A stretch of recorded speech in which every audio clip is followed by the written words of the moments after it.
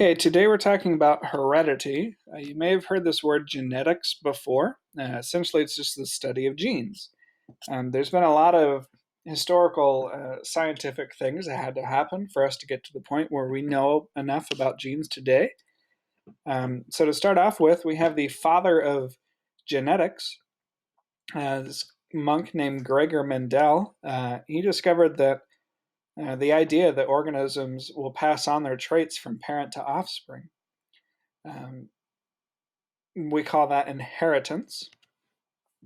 In 1882, there was this guy named Walter Fleming who discovered chromosomes while he was looking at cell division in a microscope. He could see those chromosomes in the cell.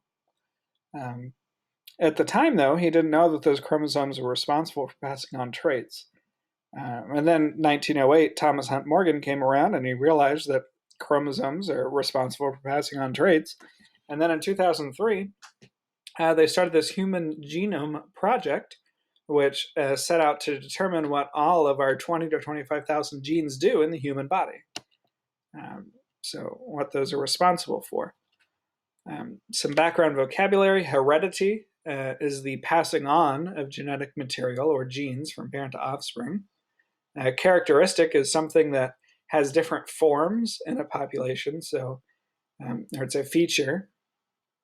So, like eye color, hair color, freckles, those all come in different things. Think of that like when we talked about genes. So, a gene is responsible for eye color, but then the different types of eye colors are determined by the different types of alleles for a gene. And each of those things we call traits. So, the different forms that a feature or of a feature in a population. So, for eye colors, eye color would be a characteristic. The traits would be you've got blue eyes or brown eyes or green eyes. Hair color is a characteristic, but brown hair, blonde hair, red hair, those are traits. Gregor Mendel, he went to college to study science and mathematics and then decided to become a monk. So in the 1800s, he was a monk and he was in charge of the monastery's garden. So he was out there working in the garden and he started to write down this information about the pea plants that he was planting. Um, he took data about the plant's height and the flower and pod position, the seed shape, the seed color, the pod shape, the pod color, the flower color. All those are characteristics that he took data from.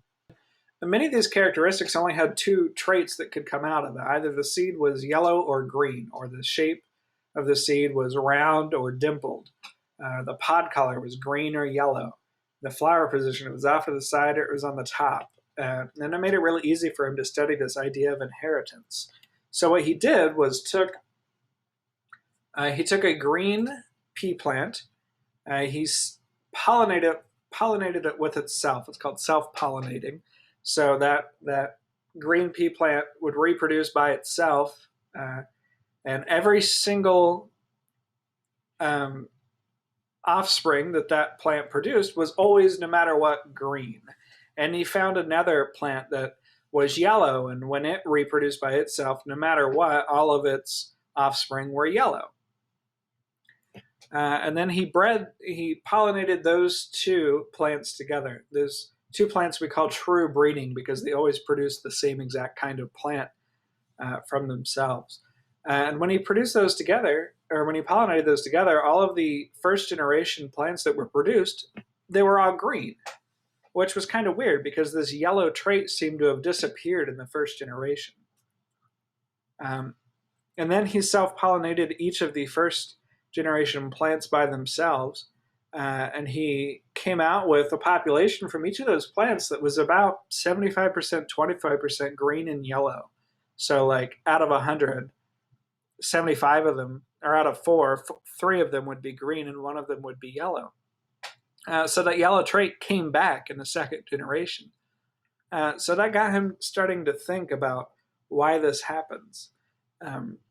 And from all of his thought and research, he determined that the green trait must be dominant because it took over in the first generation.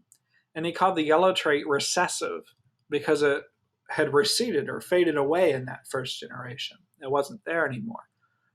And then there must be two factors that can be inherited from the parent for each trait, or for each characteristic.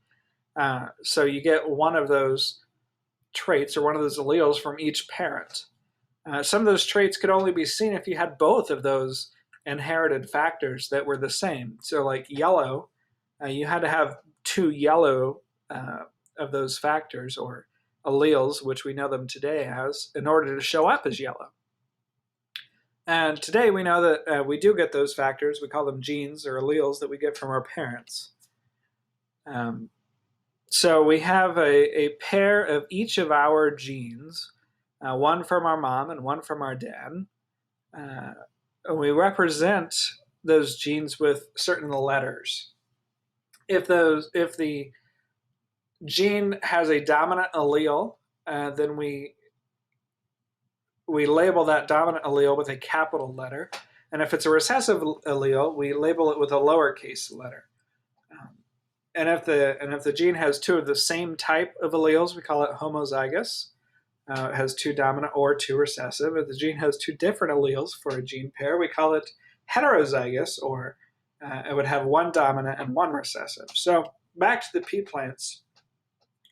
If we think about, say, the gene for color of the pea pod is capital G for green because it's the dominant trait, or lowercase g for yellow because it's the recessive trait, then the original parents, this is what their allele pair would look like. You have two capital G's for the green one and two lowercase g's for the yellow one. You have two of those recessive alleles. And then when these were bred together, every single one of them that was produced had a capital G and a lowercase g, and they all showed up as green. Okay? And then when you self-pollinate this generation, you can get four different things out. You can take a G and then another G, or capital G, sorry, and you get two capital G's. You could take a capital G and a lowercase g, and then you'd get capital G, lowercase g. You could do that again, but the other way around, and you get the same thing. Or you can take two little g's, and you get two little g's.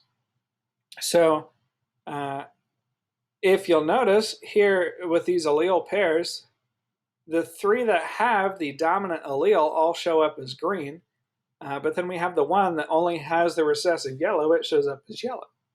This is the difference between a genotype and a phenotype. So the genotype would be these letters, the capital G, lowercase g, etc., etc.